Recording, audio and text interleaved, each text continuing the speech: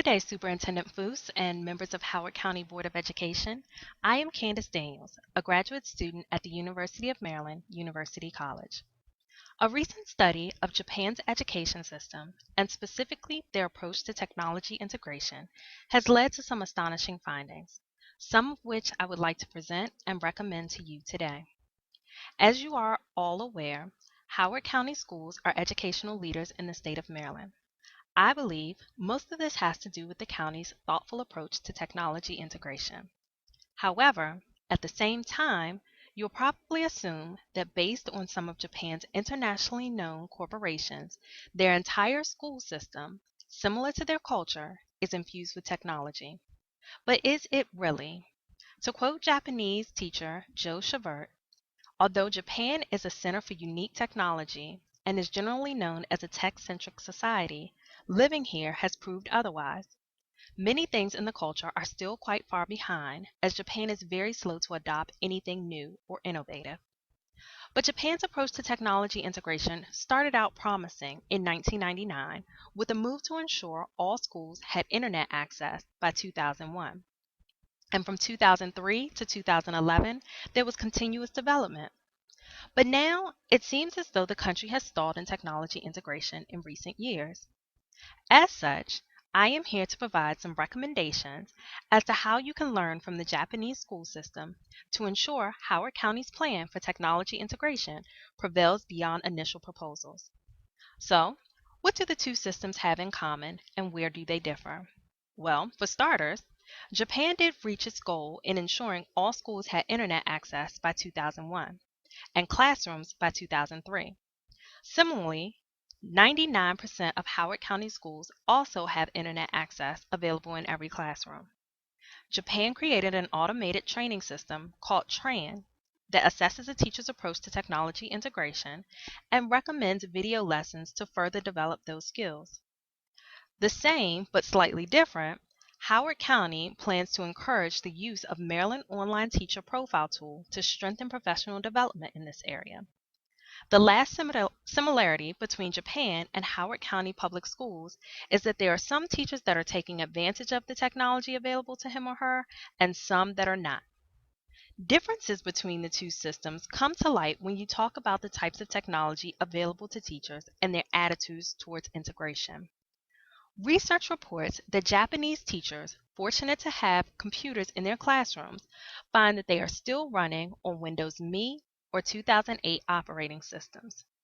Japan does not appear to have the funds nor the manpower to replace and or update these computers to anything current. This is drastically different when you consider in Howard County there is a 1 to 4 computer to student ratio, and the current budget and technology plan calls for systematic replacement of all classroom and administrative technology within the next few years. One highlight to the Japanese education system is that in 2011, every school in Japan was equipped with one interactive whiteboard. A majority of the schools in Howard County have one interactive whiteboard per class. It is no wonder that teachers' attitudes toward technology integration also differ. Kasano Atel's 2013 research shows teachers in the U.S. report having positive attitudes toward the use of technology in the classroom, whereas Japanese teachers' attitudes were mixed. The study concludes, to quote, that when schools and teachers have greater access to technological resources in the classroom, attitudes of teachers are more positive towards the use of technology, and they tend to use technology to a greater degree as they educate their students. So then what happened to Japan? A country that started out strong in 1999 but seems to have lost momentum, eventually leading to their current stalled state. And how can Howard County Public Schools in years to come avoid stagnation? Well, here are some thoughts and recommendations. Japan had to start by building their infrastructure, leaving them with very little to invest in actual technology. Thankfully, Howard County's infrastructure is already in place, and investment in new technology and maintenance of current technology is accounted for.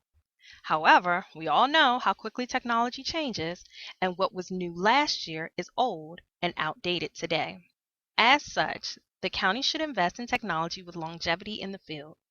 Although some may say it not ideal, ensuring a one-to-one student-to-laptop ratio is advantageous opposed to sinking millions of dollars into tablets that have yet to prove their validity. As your own coordinator for instructional technology, Ms. Julie Ray, said in her interview with me in fall 2012, tablets should currently be looked at as consumables because we have no idea how long they will last. Thus, if Japan were to ever receive an influx in finances, it would be easy enough to update operating systems and memory of desktop computers to meet basic classroom needs. So, although many operating systems behind, Japan's premise to focus on the established could prove beneficial when and if they decide to reinvigorate their technology integration plan. Another recommendation based on Japan's approach is to systematically determine where teachers are developmentally when it comes to technology integration. A number of Japan's training systems before Train had teachers self-reporting their understanding and use of technology. However, realization came in that teachers oftentimes overestimate or underestimate their ability and never receive the training to best meet their needs. Consequently, I recommend that Howard County really assess if the Maryland Teachers Toolkit is the appropriate mode and/or method for determining what types of technology integration trainings teachers should receive. If this system proves insufficient, the county should consider utilizing Japan's lesson study approach to professional development. In short, teachers work together to identify, recommend, record, assess, and make improvements to their own and their peers' pedagogical practice. Although not only used for technology integration in Japan, an interview with Dr. Catherine Lewis, a researcher with over 30 years' experience with the Japanese school system, shows the lesson study method proved successful as a professional development medium. Last but not least, my final recommendation is that Howard County look beyond what is currently possible with technology and focus on developing skills that will carry students beyond the hardware and software. Businesses are looking for workers that are equipped to reason information, a process in which reliable sources of information are identified, effectively assessed, understood, contextualized, and communicated to colleagues. Collaborate, work in teams, and share information across global networks. Analyze issues from a multiple disciplinary perspective, effectively interact with others across cultures and languages, learn quickly, learn how to learn, and quickly acquire new skills. So, whereas Japan may not have the strongest technology integration program currently, the current teachers don't think that students graduate with marketable technology skills. Their track record shows they are developing a workforce that knows how to analyze, problem solve, and think critically. This skill set is one that will carry them beyond any lesson in which a teacher uses an interactive whiteboard or any other technology versus not. Ensuring teachers are equipping students with the skills necessary to thrive in the 21st century must remain at the forefront of education, with the integration of technology aiding in the process, not becoming the process. As such, although it may seem like Japanese school system has stalled, and for all accounts and purposes it has, they are still in a place where students are developing the skills needed to compete globally. And Howard County, in following these recommendations, can ensure the same skill set development, and all of their current work will not appear stalled in years to come. Thus, I end this presentation with an opportunity for you to ask questions.